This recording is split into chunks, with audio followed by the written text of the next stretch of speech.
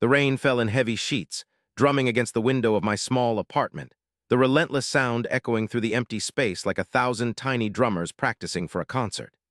Each drop was a reminder, a tap dance of memories surging back to me as I stared out over the glistening streets of New York City, where the yellow taxis splashed through puddles, blurring the world outside into a watercolor of grays and blues.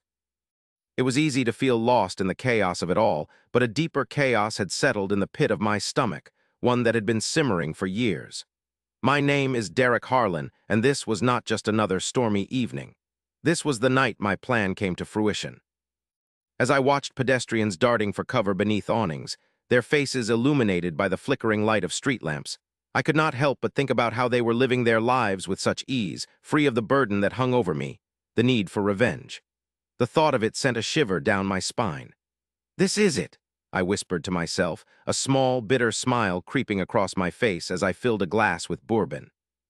The rich amber liquid caught the light, morphing into a dark jewel in my hand, and I took a deep breath, welcoming the familiar burn that followed every sip. It was comforting, like an old friend who had seen me at my worst but never judged me for it. I leaned against the weathered counter, the surface cool against my palm, and let my mind drift back to that fateful day 3 years ago, the day my life spiraled into a pit of despair, betrayal, and anger. How could I have been so naive? I could almost hear the laughter of Jard Grant, my former business partner, ringing in my ears like an insistent echo. "We're in this together, Derek. Trust me," he had said, a shark-like smile plastered across his face as he had extended his hand, sealing our partnership with the weight of 1,000 promises. I had believed him, like a fool. I had poured my heart, my dreams, and my savings into our company, only to be blindsided when Jard cut me out entirely, not just from the business, but from my own life, stealing everything I had believed in. The memory was like a sharp knife, slicing through the fog of my present. I clenched my fists, feeling the rage bubble like a volcano about to erupt. "I will make him pay," I muttered under my breath, the words tasting bitter on my tongue. I set my glass down and turned away from the window, my eyes falling on the cluttered desk where a model of our company's original logo still stood proud, fighting against the dust that had settled like a shroud of neglect. 13 years, Derek. 13 years of hard work for nothing. I couldn't help but chuckle darkly at my own desperation, the irony clawing at my insides. I grabbed the logo and squeezed it tightly, feeling the cool metal dig into my palm as the memories came rushing back. I had put my trust in him, shared my dreams of building something great, a tech company that could change the landscape of the industry. Instead, I had lost everything to his web of lies. My phone buzzed violently on the desk, breaking the trance I was in. I nearly dropped the logo as I fumbled to answer it, the number flashing across the screen instantly reminding me of a life I had barely tolerated for too long. "What do you want, Claire?" I answered, trying to maintain a calm facade, though I could hear the tension in my voice as I paced the small room. "Derek, you need to come over. We need to talk," she said, her voice urgent, almost strained. I could picture her with her long hair tousled from a long day at the office, her green eyes sharp with concern. "I am tired of talking. You know that," I replied, frustration mingling with exhaustion. "Don't you get it? I have nothing left to lose, not anymore." "That is exactly why you need to talk to me. Can you please just come? It's important." I wanted to hang up to escape the conversation, to shove it all aside like a hidden skeleton in the closet. But there was something in her tone that made me hesitate. Claire was my sister, blood. She watched me go through the darkest days after Jard stole my life and had been there as I grappled with my feelings of hopelessness and despair. "Fine," I finally relented, feeling the weight of defeat settle into my bones, leaving me cold. "But this better be good." "It is, I swear," she insisted, her voice filled with a forced cheerfulness that felt out of character. "I will be at your place in 10 minutes. After I hung up, I found myself squirming with anticipation, a mix of dread and curiosity bubbling inside me. I glanced around the apartment, noticing the piles of papers I had carelessly discarded and the clothes strewn across the couch. I was living in chaos, just like my life. As I straightened up the place, which was more of a futile effort, I couldn't shake the feeling that something was about to change, that I was standing at the edge of a precipice. Maybe Claire would bring some stability back into my life, or maybe she would urge me to cling to the shards of the past. I poured myself another glass of bourbon, needing the liquid courage to face whatever was coming. "Just another night," I reminded myself silently, letting the warmth seep through my veins as I steadied my breath. Maybe I could still be whole again. But somewhere deep inside, an ember of revenge still flickered, stubborn and unyielding, whispering to me about the future I could create, the reckoning I could orchestrate. The door creaked open with a slight push, and in walked Claire, carrying a bag of takeout from our favorite diner. The aroma of cheeseburgers and fries wrapped around me like a warm blanket, and for a fleeting moment I felt a wave of nostalgia wash over me. "You are going to love this," she said, an upbeat lilt to her voice that contrasted the storm raging outside. "I thought we could use a little comfort food, you know." I tried to return her smile, but the corners of my mouth barely moved. "You always know how to cheer me up," I replied, the words tasting foreign on my tongue. "Or maybe you just know how to distract me, is that it?" "Maybe a little bit of both," she said, raising an eyebrow as she settled the bags down on the counter. "But I could really use a distraction too. Life has been pretty boring lately." The brightness of her presence filled the room, and for a brief moment I almost forgot the turmoil in my heart. She started pulling out containers, the sound of plastic clattering against metal softening the tension in the air. I took a seat at the small table, resting my elbows on the wood grain that had seen better days. I traced a finger over its surface, lost in thought, feeling like I was staring into a mirror of my past self, the self that still believed in hope and possibility. "So, what is this about?" I finally asked, realizing that I wasn't going to find any answers in the food. "You said you needed to talk." Claire looked around the apartment, her gaze landing on the model logo still resting on the desk. "Derek, I worry about you. Ever since, since everything happened, you have been so distant." Her voice softened, almost pleading as she stepped closer, her eyes searching mine for something, anything. "You're closing yourself off, and I don't know how to help you." I shrugged, defensive instinct kicking in. "I don't need help. I am fine." She shook her head, expression tense but patient. "You are not fine. You have lost your passion, your drive, even your laughter. Please talk to me. Let it out." I felt the weight of her concern, a heavy blanket draped across my shoulders. "There is nothing to talk about, Claire. I am just trying to move on. Move on or run away from what happened. You can't keep avoiding the truth." I pushed back from the table, frustrated. "What do you want me to say?" "That I've been plotting revenge for the last 3 years. That I lie awake at night dreaming about making Jard pay for what he did." I could see her eyes widen, the shock evident on her face. "Derek, no, that is not who you are."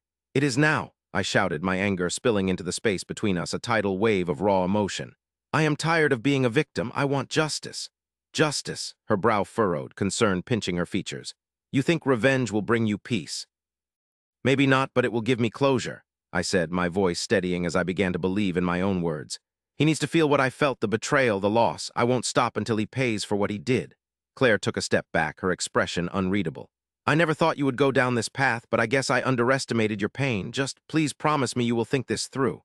I could see the worry etched across her face, and I felt a pang of guilt wash over me. But deep inside, my resolve hardened. "I cannot stop myself, Claire." "Derek," she began, her voice a fragile thread, "there are consequences to actions like this. Think about the risks. Think about the people you might hurt." "Jard already hurt me," I shot back, unable to contain the fire brewing within me. "My life has been on hold for too long. I am tired of waiting." I reached for another sip of bourbon, relishing the burn that followed as I downed it like a shot of courage, my heart racing with the thrill of taking back control. "You don't understand." She sighed, and in that moment I could see the love and fear tangled together in her eyes, the love of a sister and the fear of losing a brother. "Then help me understand. What do you plan to do?" The words hung in the air, heavy with unspoken tension. I opened my mouth, the answer on the tip of my tongue, but I hesitated. Would I share the details? Would I invite her into the labyrinth of my dark thoughts? I don't know yet, but I promise you this feeling will not go unanswered." "Derek, this is not the way." "Then tell me the way. Give me one good reason not to make him pay."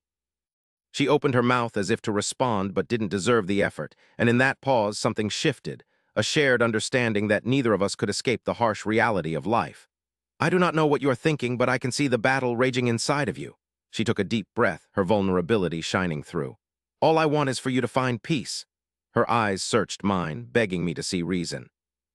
For a brief moment, I felt the familiar tug of guilt, but the fire that had ignited within me pushed away the fear. "What I want and what I need are different things," I finally said, a quiet determination underscoring my words. Claire's breath hitched, and for a fleeting moment my heart softened. But the pain and longing for justice overpowered everything else. The rain battered against the window, a reminder of the storm within and outside. "You cannot stop me from going down this path, Claire." "I will confront him, and this time he will not win." "Please, Derek, think this through," Claire pleaded, her voice thick with emotion. "I do not want to lose you to this." "You will not lose me." I looked at her, strong in my resolve, but vulnerability slipped into my voice. "Maybe you can just help me prepare." I could see her jaw clench slightly, and for a moment it felt like we were staring into the abyss of an uncertain future. but with every flicker of hope that danced in her green eyes, I could feel the heat of my own resolve. The fire that had been ignited years ago was now roaring within me, a wildfire that had no intention of being contained. The city outside raged on, the storm and echo of all that I had endured and inherited. This was not just a chapter beginning. This was the prologue of a revenge story that had yet to be written as dawn broke over the sprawling skyline of New York City. The sun launched its golden rays between the skyscrapers, illuminating the streets below. I stood in my cramped apartment, cradling a steaming mug of coffee between my palms, the bitter scent swirling in the air around me like a familiar ghost. It was a paradox, really. What was supposed to be a new beginning felt more like the fermenting residue of past grievances. I stared out the window, watching the cars rush down the pavement, their tires hissing against the wet surface. The city seemed alive, vibrant, while my heart sank into a different realm, a place heavy with sins waiting to be addressed. Derek. My neighbor, an elderly woman named Mrs. Jenkins, called from the hallway, her voice gravelly yet laced with a kind of warmth that felt almost foreign to me. "Are you in there, dear? It smells wonderful. What are you cooking up? It might lure me out of my hibernation." I offered a weak chuckle, though the laughter felt hollow, echoing against the stark walls of my mind. "I am not cooking anything, Mrs. Jenkins, just brewing coffee. I can bring you some if you want." A moment of silence hung in the thick air before she called back. "No, thank you. I can't be bothered before noon, but do take care of yourself." Her voice drifted away, and I was left with the weight of solitude pressing down on my shoulders. As I took another sip of my coffee, the rich flavor filled my mouth, but it did nothing to dull the bitter aftertaste of betrayal gnawing at me. I could feel it creeping into every corner of my consciousness, each memory shrouded in the darkness of what had been taken from me. I had spent years working hard, clawing my way up the corporate ladder, only to find myself backstabbed by the very man I had once called a friend. Robert Sinclair, a name that had become synonymous with treachery. The betrayal hung over me like a black cloud, thick and suffocating. But today was different. Today, I would finally unravel my plan for retribution. I sat down at my small dining table, the surface cluttered with papers and blueprints. They were nothing more than lines and sketches, but to me, they represented my roadmap to justice. I rummaged through my things, pulling out an old leather-bound notebook filled with ideas and snippets of thoughts I had jotted down during sleepless nights. The pages whispered secrets of my discontent, ways to undermine Robert, how to turn his own strengths against him, strategies so intricate and malicious that I could almost hear the cogs of fate turning. I closed my eyes for a moment, envisioning everything falling into place. "How could you do this to me, Robert?" I mumbled to myself, hardly recognizing the bitterness in my voice. "You took everything, and now I'm left with nothing." My heart raced with need, igniting flames of passion within me, pushing me to forge ahead. I opened the notebook, skimming through my sketches, heart thumping as I reached a specific page. "Target acquired," I whispered, my grip tightening on the mug, feeling the warmth seep through the ceramic and into my skin. I could not let fear paralyze me. I needed to act. With every passing hour, I felt my resolve hardening. I had to track Robert down. There was no use hiding behind shadows when the time for action was nigh. I pulled out my phone, fingers poised over the screen. I began scrolling through contacts, the names blurring together until I found one that caught my attention, Linda. She was Robert's assistant, and I knew her well enough. Maybe she would be the key to unlocking more information about his current doings and habits. I hesitated, my breath stuttering as doubt tried to creep in. What if she tips him off? I thought, taking a deep breath, I pushed through that fear. If I wanted vengeance, I had to risk some exposure. I pressed call. It rang once, twice, 3 times, each beep resonating in my chest like a war drum. Finally, a voice answered.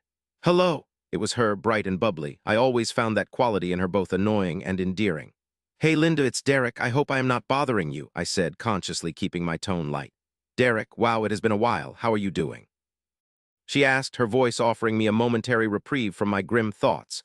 "Things are fine. You know how it is in the city, right? Crazy busy. I actually wanted to ask you something about Robert." "Oh, Robert," she sighed, her tone shifting slightly. "What about him? Do you have a moment? I'd like to catch up and maybe discuss some business. It has been a while since I've been in the loop," I said, my stomach twisting in knots as I navigated the waters of manipulation. Sure, why not?" "I have a little time now." I heard the shuffle of papers. "We can chat a bit. When do you want to meet?" "Let me come to your office. How about in half an hour?" "Sure, I will see you then." The line disconnected, and I was left tense with anticipation and slight unease. As I prepared to leave, I couldn't shake the feeling that a storm was brewing. There was something electric about being on the verge of action, like the tension before a thunderclap. The elevator dinged melodically as I stepped in, the metal box clattering softly as it descended. Each passing floor felt like a countdown to impact. When the doors slid open on the ground floor, I pushed through the throngs of people, immersed in their digital worlds, unaware of the darker spiral pulling me onward. The walk to Linda's office was short, though every block felt heavy with significance. The streets of Manhattan buzzed with life, breakfast carts wheeling around, the scent of sizzling bacon mingling with the crisp autumn breeze and the car exhaust that simmered off the asphalt. I passed a group of tourists snapping selfies, their laughter floating past me like an echo. I wanted to smirk, maybe even laugh with them, but I was anchored on a path of darkness. There was a single thought rushing through my mind. This wasn't a game anymore.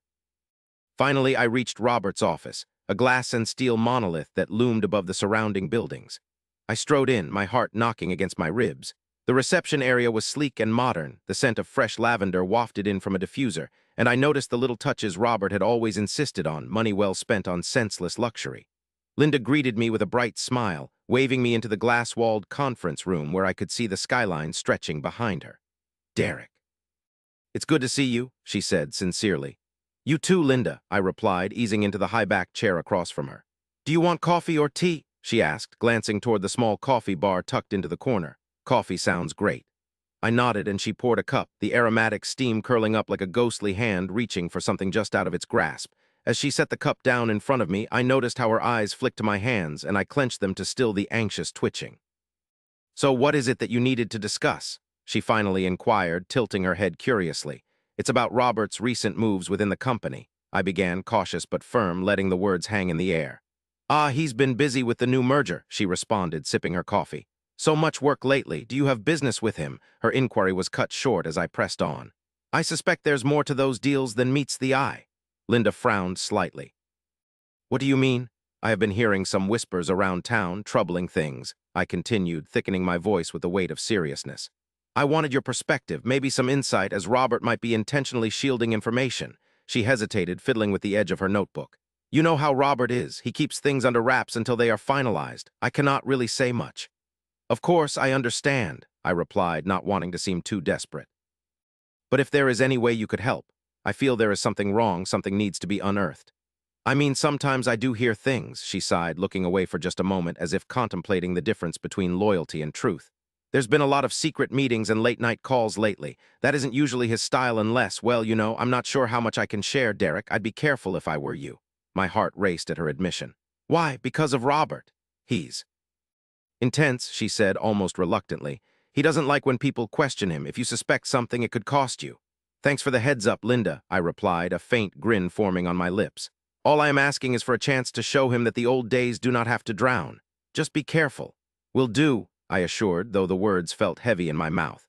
As our conversation continued, pieces began falling into place like the last strokes on a canvas.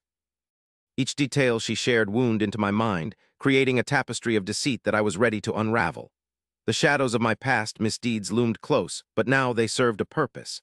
"Everything Robert thought he had built, I will tear down," I thought as I watched Linda gesture animatedly, lost in innocent corporate chatter, unaware of the storm percolating beneath my calm exterior. When I finally left her office, the pieces of my plan became tangible, strategies that could disrupt Robert's empire. Retribution lit a fire within me, driving me to forge ahead no matter the cost. The city felt different now, pulsating with potential as I held the power in my hands anew. Fueled by adrenaline and a need for justice, I stepped into the bright streets, ready to embrace what lay before me, relentless in my quest for revenge. The concrete jungle was no longer just a backdrop to my woes. It was now my stage, a living, breathing entity that echoed my resolve. All across Manhattan, moments unfolded that I was determined to manipulate. The rise and fall of empires was set in motion. Where there had once been a deep feeling of betrayal, there lay now a roaring hunger for recompense, a vow I reiterated as I moved through the crowds. I could almost hear the specters of loss whispering encouragement, and I felt a chilling thrill spiral through me, coiling tight around my heart. I resolved to check in with a few more contacts that day, slowly accumulating the threads that could weave together the tapestry of his downfall. One person was a former employee who had exited Robert's business under less than favorable circumstances.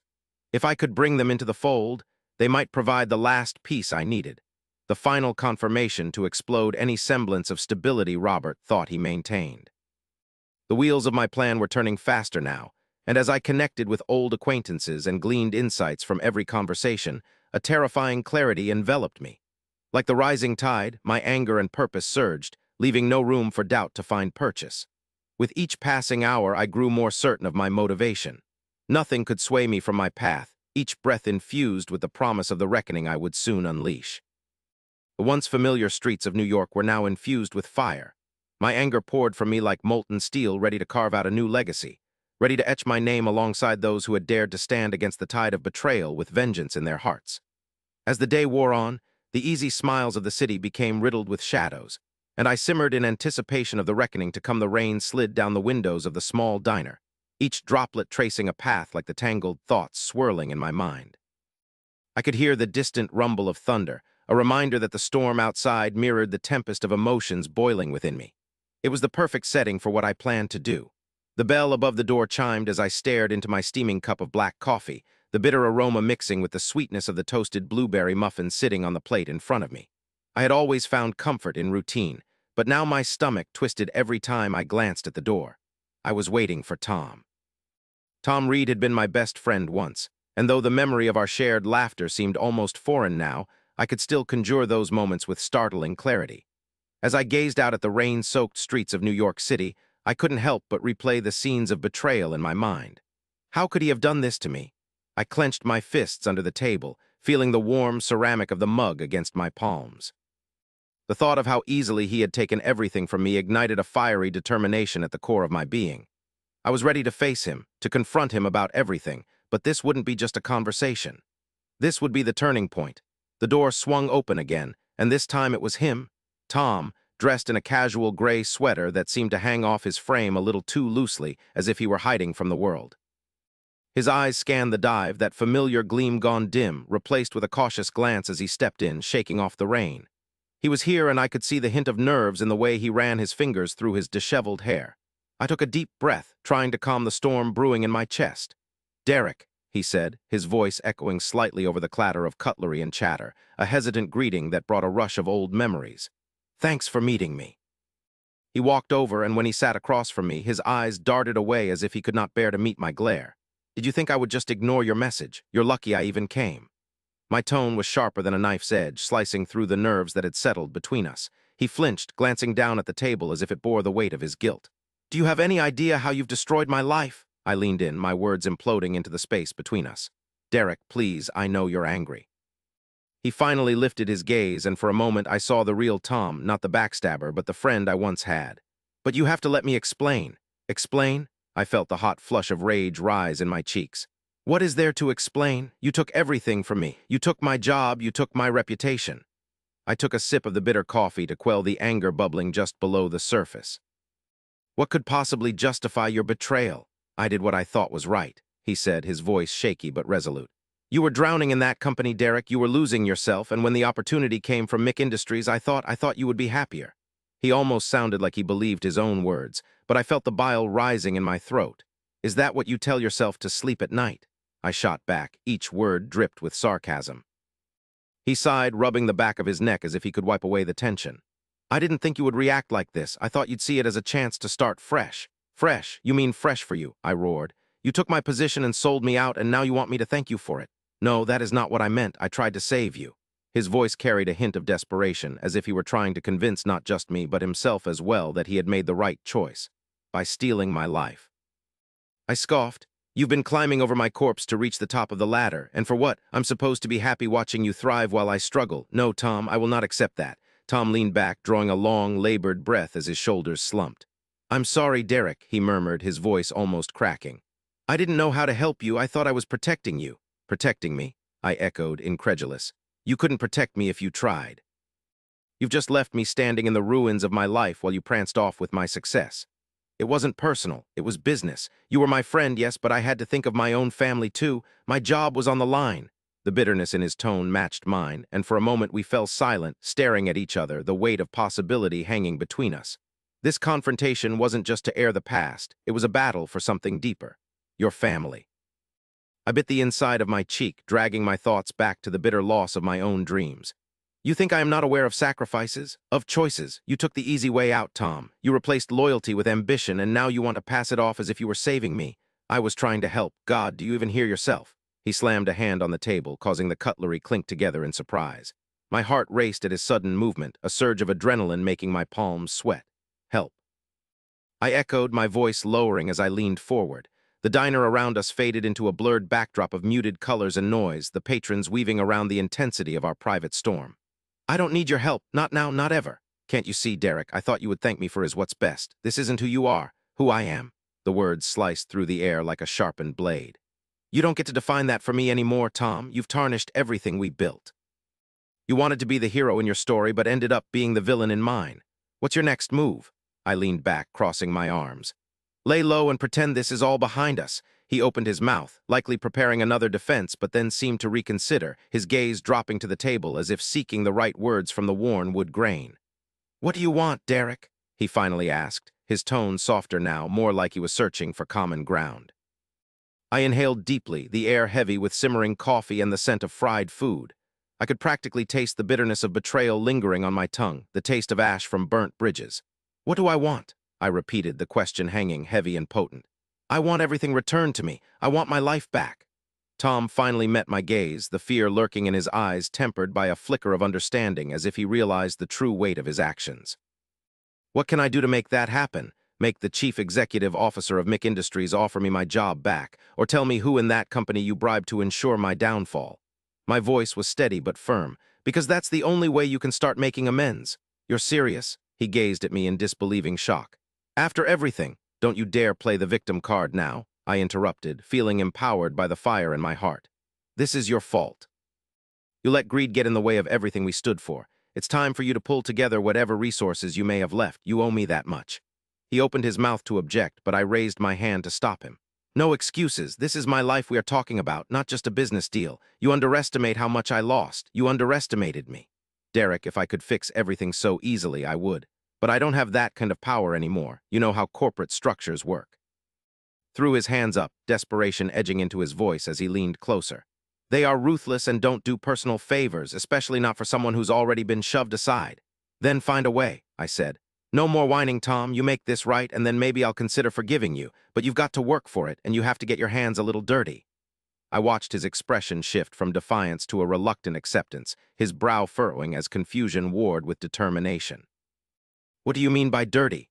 I mean crawling back to those people you thought you could get away from. You took away my hope, now you fix it, I replied, my voice steady through the turmoil of our shared past. I haven't spoken to any of them since. His eyes narrowed, a hint of anger sparking at the edge of his voice. Since all this went down, then now is the perfect time to start again, isn't it? I leaned back, leveling my gaze at him. But listen closely, this is not just about getting my job back. There's more than that. What do you want? The edge in his voice lowered, the question genuine. I want you to act like the friend you once claimed to be. I want proof that you're not just out for yourself anymore. Show me you can be loyal again, and I'll know you're worth more than just a dues-paying member of that corporate hierarchy. I held his stare, my heart racing with the power shifting between us, the tables now turned. I'll do it, he said finally, his tone subdued but firm, whether from resolution or resignation, I couldn't tell. But you have to promise me. I promise nothing. You want my trust, you have to earn it. I interrupted again, feeling a strange sense of power surging within me. Fine, he replied, no longer looking like his old self. What's your plan? Keep your enemies close, I said slowly, a smile creeping onto my face. And right now that means playing the game like a true player. But this time I am leading. I leaned forward, relishing the moment as a streak of rain crashed against the window and I felt the control shifting into my hands at last. Let's burn bridges together, Tom, 2 at a time. His eyes widened, a glimpse of the fear mingled with reluctant excitement. What are you planning? The storm outside raged on, but an uneasy calm settled around us. It's time to remind them who they've crossed and what it means to play with fire. I lifted my coffee cup in a mock toast, determined to follow this path to reclaim everything I had lost. Fueled by my simmering revenge, the night hung heavy with a shroud of tension, as if the city itself was holding its breath in anticipation of the chaos about to unfold. I stood in the dimly lit warehouse, the air thick with dust and a faint metallic tang that evoked memories of bygone struggles, the shadows creeping across the concrete floor like ghosts of vengeance past. The place was an old industrial site, long abandoned by its former life, and now it seemed a fitting stage for the reckoning I had orchestrated. My heart pounded in my chest, each beat echoing my resolve, steadying my wavering confidence as I prepared to face Derek Harlan. Crouched in a corner behind a stack of rusting metal crates, I took a moment to steady my breath, the scent of oil and age overwhelming my senses. The warehouse was barely illuminated by the feeble glow of flickering bulbs overhead, casting shifting patterns that felt alive, as if each flicker was a countdown to the confrontation I had long anticipated. I clenched my jaw and clenched my fists, trying to quell the storm brewing inside. I had waited years for this moment, a culmination of all Derek had taken from me and my family. Suddenly, the creaking of a door shattered the eerie silence. I froze, pressing my back harder against the cold metal, the chill creeping into my bones. From the shadows, Derek emerged, his figure tall and imposing, silhouetted against the dim light. A lifetime of arrogance radiated from him, the sharp lines of his face betraying nothing of what was to come. I watched as he stepped further into the warehouse, the sound of his leather shoes echoing off the walls. "Derek," I whispered under my breath, the name tasting bitter on my tongue. The moment he stepped inside, my mind replayed every act of betrayal he had orchestrated, every moment of horror. We had grown up as close friends, as brothers from different mothers, but that bond shattered the day he chose greed over loyalty. It had all started so innocently with the piecing together of a brilliant business idea. We were aiming for the stars. Yet it ended with him betraying me and leaving my life in tatters. I remembered that phone call vividly, but I had replayed it so many times that I felt like I could recite it verbatim, a grim testament to the damage he had inflicted on my family. "Face it, Derek, you're nothing without me," I had shouted into the phone, my hands trembling with rage. "You should have seen this coming, Harlan," he replied, dripping with disdain. "You were too busy playing it safe." I dragged my thoughts away from the past and focused on the present, gripping the handle of my weapon, the cold metal reassuring in my palm. I could feel the tension tightening around me. It was just the two of us in this vast expanse, and every inch of my body hummed with anticipation as I watched him leave a few feet away from my hiding place. "Where are you?" he called out into the darkness, his voice echoing eerily against the warehouse ceiling. "I know you're here."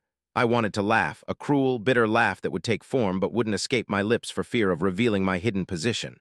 But his arrogance was palpable, and I could see through his facade. He was acting, putting up a front. He was on the surface unbothered, but I sensed the crack in his invulnerability. Then, without warning, he spun around, the muscles in his arms tensed as if he sensed my very essence lurking in the darkness. "Don't make this any harder than it needs to be, Jacob." I held my breath. The softness of his voice cut through the air, contrasting sharply with the menace lurking beneath it. He knew me, perhaps even more than I thought he did. The familiarity twisted inside of me, a reminder of old friendship tainted by betrayal. "Hard," I finally spoke, stepping out from behind the crates, my voice low and simmering with anger. "You think you can play the innocent victim?" He turned, his expression shifting from casual arrogance to genuine surprise, his eyes narrowing as they met mine. "Jacob," he breathed, almost in disbelief. "I didn't expect to see you here. You finally decided to confront me?" "Confront you? No," I replied, letting the weapon drop to my side. "I've come to deliver justice." I let the word linger in the air, the promise of retribution hanging like a storm cloud ready to burst. Derek chuckled, the sound slightly maniacal, and it sent a shiver down my spine. "Justice? Is that what you call this little show of yours? You're nothing but a lost cause, Jacob. You think you can intimidate me with your heartache. I'm still here living my life while you're hiding in the dark." Each word felt like daggers, slashing through the fragile remnants of my self-control. "You think you've won, don't you?" I stepped closer, feeling the tension build like a taut string ready to snap. "Do you really believe your power and wealth can protect you from the past?"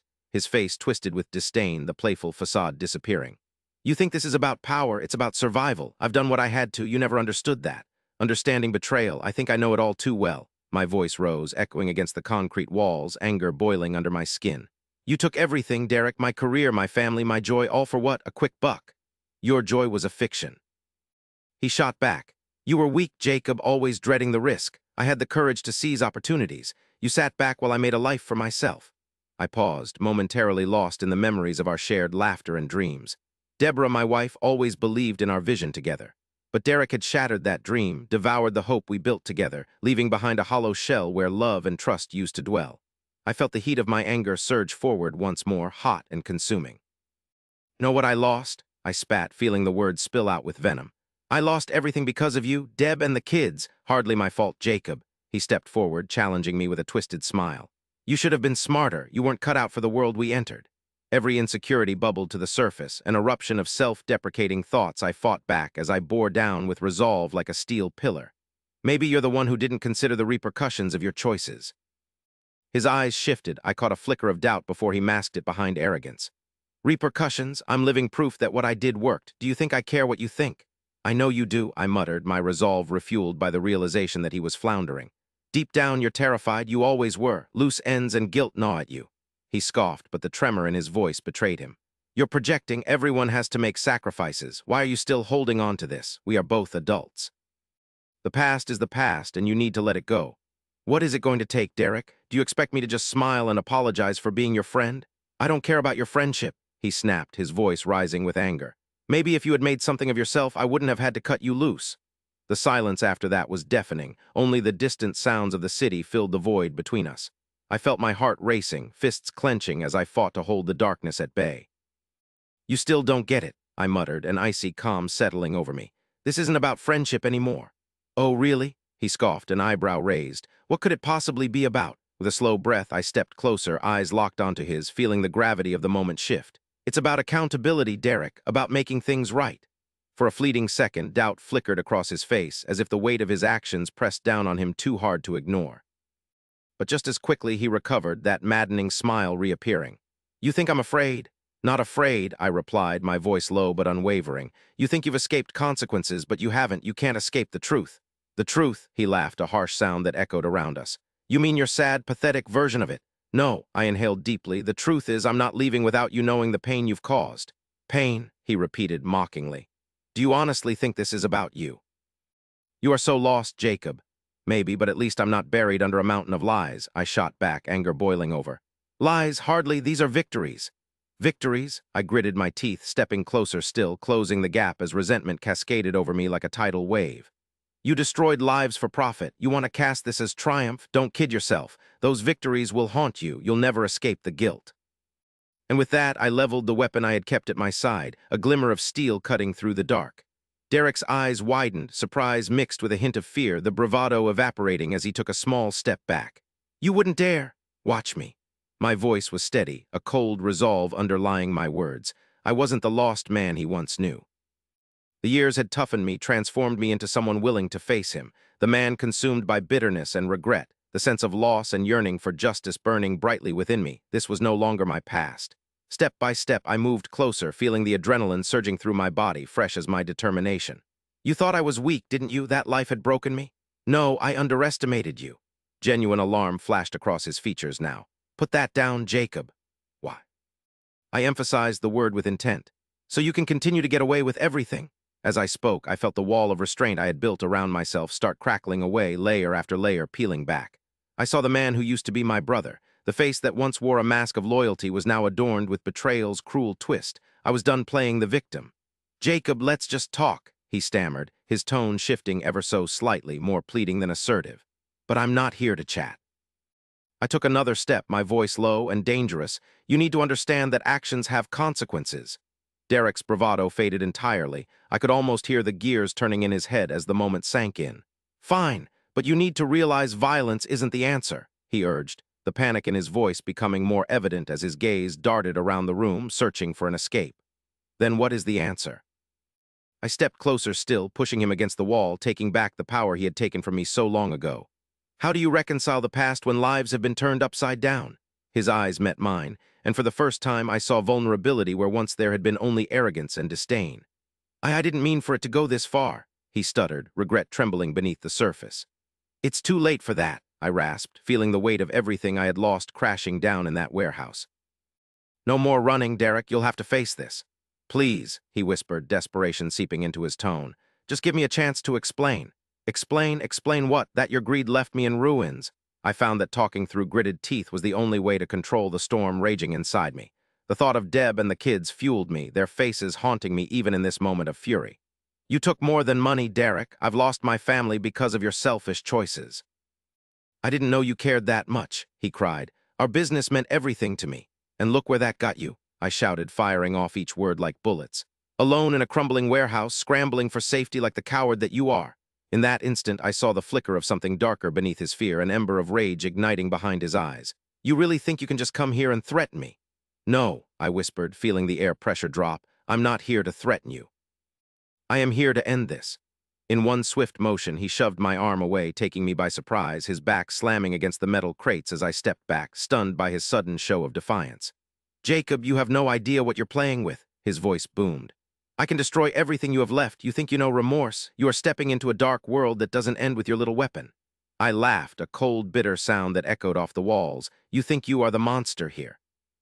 You've been creating monsters your entire career. There's a difference between living a life and simply surviving." "Surviving?" he shot back, his words laced with urgency. "That's rich coming from you. It's too late for you to play the moral judge. Too late. Were you even listening before? I'm here to finish this, and you know it." We stared into each other's eyes, finally revealing the battle scars we had both incurred throughout the years. I could see the disdain hiding beneath his bravado as his fist clenched tightly next to him. After countless years of hurt and struggle, I was finally ready to face him in this stark reality, a mirror reflecting our buried past where dreams had simultaneously flourished and withered. The air felt thick now, the weight of unspoken words crackling like electricity as we stood suspended in time. I could feel the boundaries of my resolve teetering at the edge like a fragile tightrope, both of us caught in a moment of stark truth. "Jacob," he spat, "this won't end well for you. Trust me, it already has." And with that, the silence shattered. I stepped forward again, holding my weapon firmly but wavering just enough to show that perhaps I was still on the edge. With every word that we exchanged, we were peeling back layers, exposing old wounds in a way that felt painfully blissful. It was transforming. I was finally ready to unleash the weight of a lifetime of regret. "Face it," I whispered, steeling myself for the inevitable conclusion. "I am not afraid of you anymore." Back. The sound reverberated through the warehouse, and Eric stumbled back, his eyes wide in shock as the impact settled. The world around us blurred, and for that one moment the walls of the warehouse seemed to close in. This was it. The climax of reckoning had finally arrived. I took a breath, feeling the bitter taste of victory on my lips, sensing the winds of fate shift around us as everything began to unravel into chaos. In some way, this moment completed both of us. A tempest of resolve and conviction clashing against a shroud of resentment, a battle that brought us face to face, whether we wanted it or not. I stepped forward, and as our eyes locked, I realized that winter was finally here, and the storm had begun. I stood on the rooftop of the building, the cold metal railing pressing against my palms as I gazed out over the sprawling city of New York. The skyline loomed against the twilight, skyscrapers puncturing the darkening sky like jagged teeth. It felt surreal, like the whole city was teetering on the edge of night, and I was the one sharpening the blade. The winds whipped around me, carrying with them the mingling sense of street food and exhaust, a reminder that life continued below, oblivious to my internal storm. I could see the shimmering lights of the streets below, twinkling like stars captured in a glass box, and it reminded me of how far I had come. I had been sinking in darkness, but now the dawn of revenge was looming on the horizon. "Derek!" The soft voice floated toward me, pulling me from my thoughts. It was Hannah, my sister, still wearing the worried frown that had become second nature to her.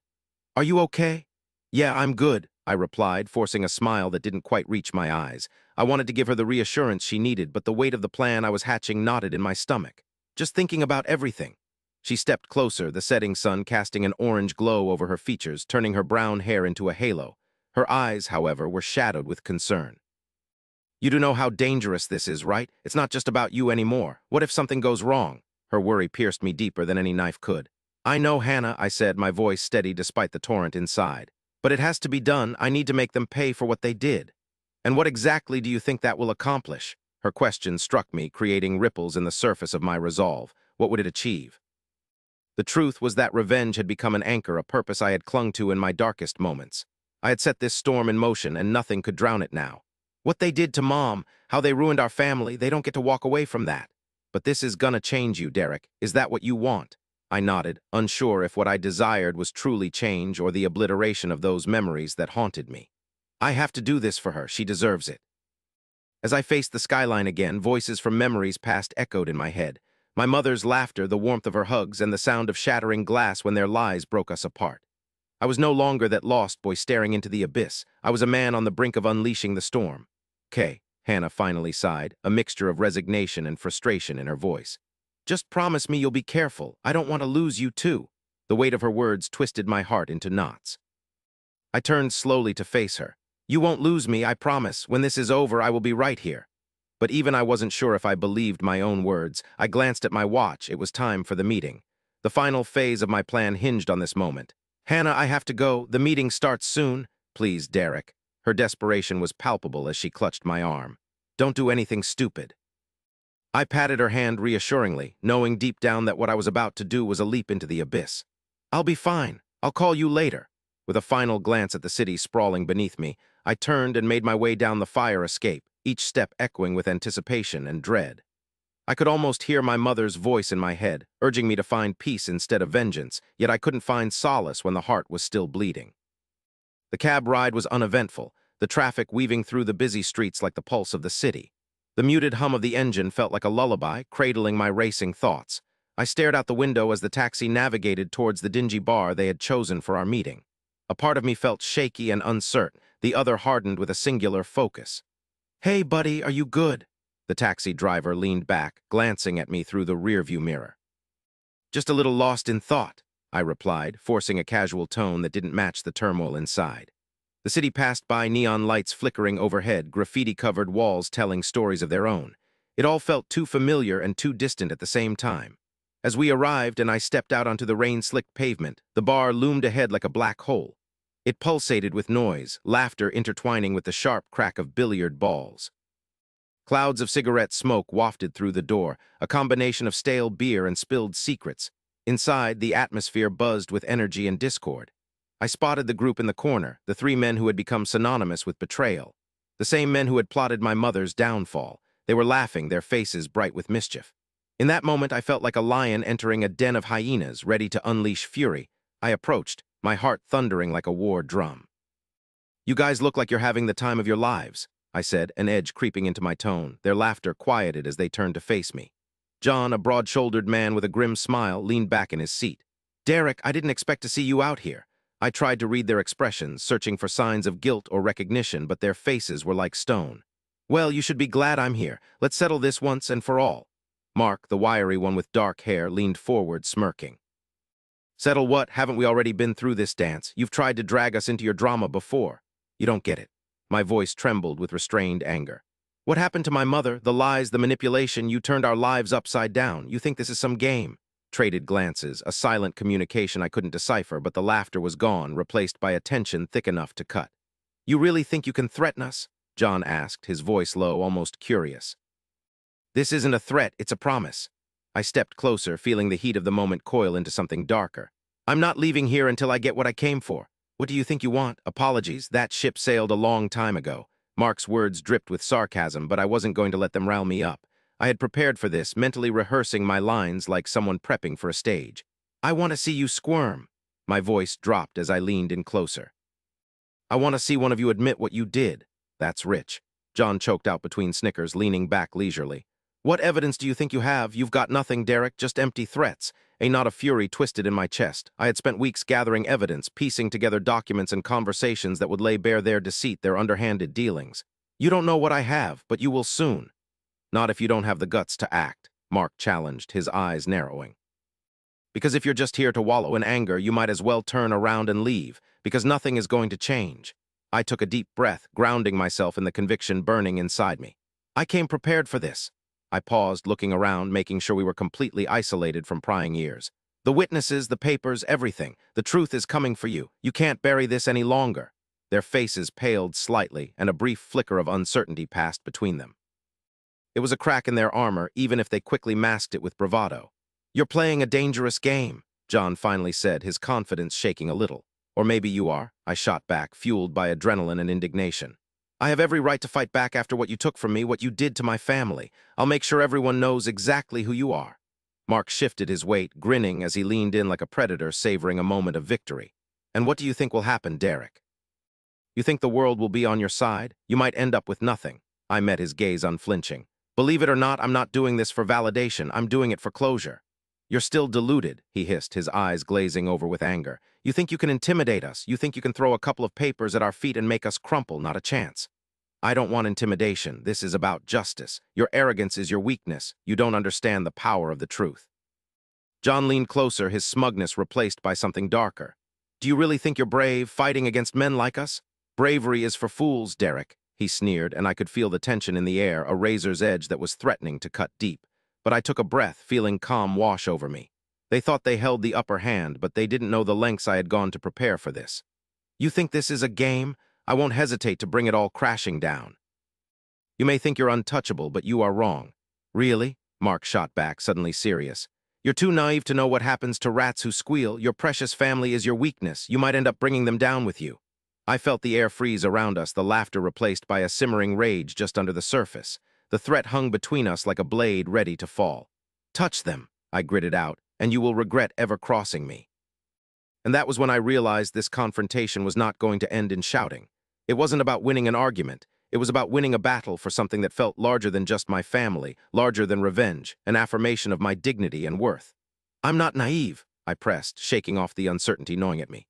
I'm angry and I'm hell-bent on making you pay. Then let's see how far that anger takes you, Mark said, folding his arms. But I promise you we won't be going down alone. The atmosphere crackled as we stood there, 3 men brimming with arrogance and me, a single spark ready to light the whole city on fire. In that moment, as we stared each other down, I felt the embers of an intense fire burning deep within me.